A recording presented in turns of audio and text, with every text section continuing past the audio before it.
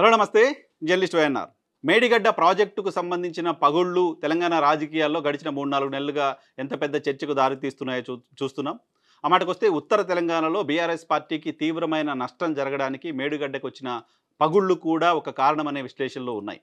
కాళేశ్వరం ప్రాజెక్ట్ని తమ సక్సెస్ మోడల్గా బీఆర్ఎస్ పార్టీ ప్రచారం చేసుకుంటూ వస్తోంది. ఏ స్థాయిలో అంటే బీబీసీ లెవెల్లో ప్రచారం జరుగుతోంది మేడిగడ్డ ప్రాజెక్టుకు సంబంధించి, కాళేశ్వరం ప్రాజెక్టుకు సంబంధించి మేడిగడ్డ బ్యారేజీకి సంబంధించిన అంశంలో. సో మేడిగడ్డ బ్యారేజ్ కుంగింది అనేది డెఫినెట్గా బీఆర్ఎస్ పార్టీకి రాజకీయంగా ఇబ్బంది కలిగించింది. సో కృష్ణా జలాల అంశానికి సంబంధించి కేసీఆర్ నల్గొండలో సభ పెట్టిన రోజే ఎమ్మెల్యేలతో కలిసి ముఖ్యమంత్రి రేవంత్ రెడ్డి మేడిగడ్డను సందర్శించి ఎలా పగుళ్ళు వచ్చాయో చూడండి అంటూ చూపించారు. ఆ తర్వాత ఈరోజు అసెంబ్లీలో ఇరిగేషన్ డిపార్ట్మెంట్కి సంబంధించి ఒక శ్వేతపత్రం విడుదల చేశారు. శ్వేతపత్రం విడుదల చేస్తున్న సందర్భంగా మేడిగడ్డ పగుళ్లకు సంబంధించిన ఆధారాలను, వాటికి సంబంధించిన వివరాలను, ఫోటోగ్రాఫ్ను అసెంబ్లీలో చూపించారు ఇరిగేషన్ మంత్రి ఉత్తమ్ కుమార్ రెడ్డి. సో ఇంతవరకు పొలిటికల్గా ఇటు మేడిగడ్డ, అటు కృష్ణా జలాలకు సంబంధించిన అంశంపైన అధికార ప్రతిపక్షాల మధ్య విమర్శలు, ప్రతి విమర్శలు, వాళ్ళకి ప్రతిగా కౌంటర్లు ఇవ్వడం చూస్తూ ఉన్నాం. అయితే అనూహ్యంగా ఈరోజు మంత్రి ఉత్తమ్ కుమార్ రెడ్డి కొన్ని సంచలన ఆరోపణలు చేశారు. సో అవి ఆరోపణ కాదు, ఆధారాలు కూడా ఉన్నాయంటున్నారు. ఆయన చెప్తున్న దాని ప్రకారం జాతీయ డ్యామ్ సేఫ్టీ అథారిటీ చెప్పిన దాని ప్రకారం అన్నారం బ్యారేజ్కి కూడా పగుళ్ళు రాబోతున్నాయి, అన్నారం బ్యారేజ్ కూడా ప్రమాదంలో ఉంది, అన్నారం బ్యారేజ్కి కూడా ప్రమాదం ఉంది అనే విషయాన్ని జాతీయ డ్యామ్ సేఫ్టీ అథారిటీ చెప్పింది అంటూ ఆయన అసెంబ్లీ సాక్షిగా ఆయన రికార్డ్ చెప్పారు. సో అప్పటి అథారిటీ ఇంతకుముందే చెప్పింది. మేడిగడ్డ పగుళ్ళు వచ్చినప్పుడు పరిశీలించి మేడిగడ్డతో పాటు దానికి కూడా ప్రమాదం ఉంది అనే ఒక నివేదికని అప్పుడే ఇచ్చింది. కానీ అప్పటి ప్రభుత్వం, అప్పుడు అధికారులు దాన్ని పట్టించుకోలేదు అనే విషయాన్ని చెప్తున్నారు. దానిలో భాగంగా నిన్న సాయంత్రం నుంచే అన్నారం బ్యారేజీకి సంబంధించి డ్యామేజ్ మొదలైనట్లుగా మాకు సమాచారం వస్తుంది అని చెప్తున్నారు. సో అన్నారం బ్యారేజీకి సంబంధించి ప్రస్తుతం జరుగుతున్న డ్యామేజ్ కారణంగా అక్కడ నీటిని నిల్వ చేయలేని పరిస్థితి ఉంది.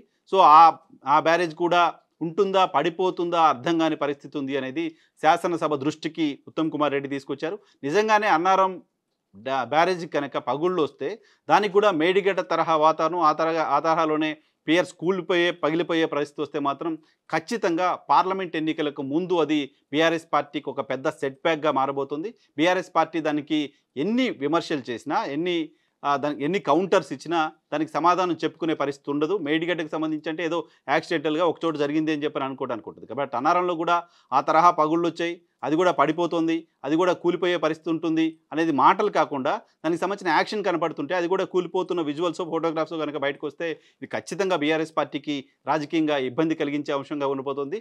సో దీని వెనుక కాన్స్పిరసీ, గతంలో మేడిగడ్డకు సంబంధించి పగుళ్ళు వచ్చిన సందర్భంలోనే అప్పటి ప్రభుత్వం, అధికారులు, పోలీసులకు కూడా కంప్లైంట్ చేశారు. మేడిగడ్డ పగుళ్ళ వెనుక కుట్ర ఉంది అనే విషయాన్ని అప్పుడు పోలీసు అధికారులు దృష్టి తీసుకెళ్లారు. ఈవెన్ ఎఫ్ఐఆర్ కూడా అయింది దానిపైన.